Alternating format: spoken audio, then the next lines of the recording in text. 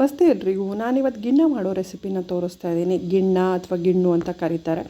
ಈ ಗಿಣ್ಣದ ಹಾಲು ಸಿಗೋದೇ ಅಪರೂಪ. ತುಂಬ ಜನಕ್ಕೆ ಸಿಕ್ಕಿರುತ್ತೆ. ಗಿಣ್ಣ ಮಾಡ್ಕೊಳ್ಳೋದು ಹೇಗೆ ಅಂತ ಗೊತ್ತಿರಲ್ಲ. ಈ ರೆಸಿಪಿ ನೋಡಿ ಒಂದ್ಸಲ ಗಿಣ್ಣ ಮಾಡ್ಕೊಳ್ಳಿ.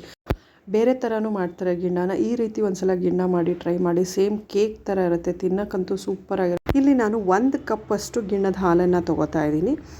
ಈ 1 ಕಪ್ ಗಿಣ್ಣದ ಹಾಲು ತೊಗೊಂಡ್ವಿ ಅಂದರೆ 1.5 ಕಪ್ಪಷ್ಟು ಬಿಳಿ ಹಾಲು, ಅಂದರೆ ಮಾಮೂಲು ಹಾಲು, ನಾವೇನು ನಂದಿನಿ ಹಾಲನ್ನು ಉಪಯೋಗಿಸ್ತೀವೋ ಅದನ್ನು 1.5 ಕಪ್ಪನ್ನು ಹಾಕ್ಕೋಬೇಕು.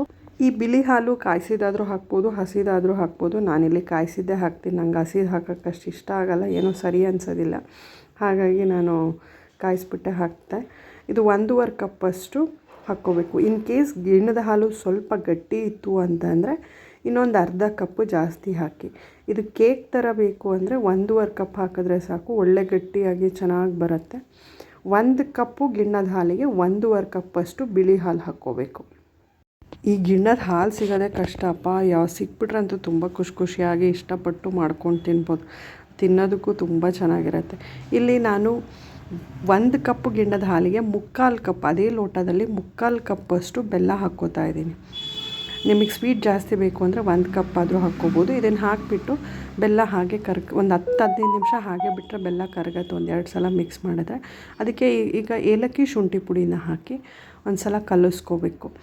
ನಾನು ಇದನ್ನು ಮೊದಲೇ ಹೇಳಿದೆ, ಇದು ಮಾಡೋದು ತುಂಬ ಸಿಂಪಲ್ಲು, ತುಂಬ ಈಸಿ ಮೆಥಡಲ್ಲಿ ನಾನು ಹೇಳ್ಕೊಡ್ತಾ ಇದ್ದೀನಿ ಅಂತ.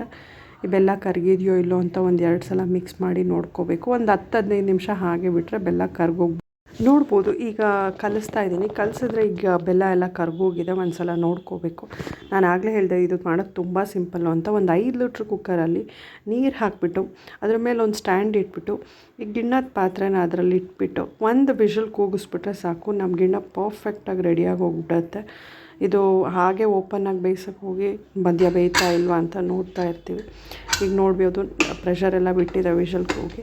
ಈಗ ತೆಗಿತಾ ಇದ್ದೀನಿ. ಗಿಣ್ಣ ಪರ್ಫೆಕ್ಟಾಗಿ ರೆಡಿಯಾಗಿದೆ. ತುಂಬ ಚೆನ್ನಾಗಾಗಿತ್ತು. ಸೇಮ್ ಕೇಕ್ ಥರನೇ ಬಂದಿತ್ತು. ಇದನ್ನು ನಾನು ಕುಕ್ಕರಿಂದ ತೆಗೆದು ಕಟ್ ಮಾಡ್ತಾ ಇದ್ದೀನಿ. ಸೂಪರಾಗಿತ್ತು. ನೀವು ಈ ಗಿಣ್ಣದ ರೆಸಿಪಿ ಇಷ್ಟ ಆದರೆ ಲೈಕ್ ಮಾಡಿ, ಶೇರ್ ಮಾಡಿ.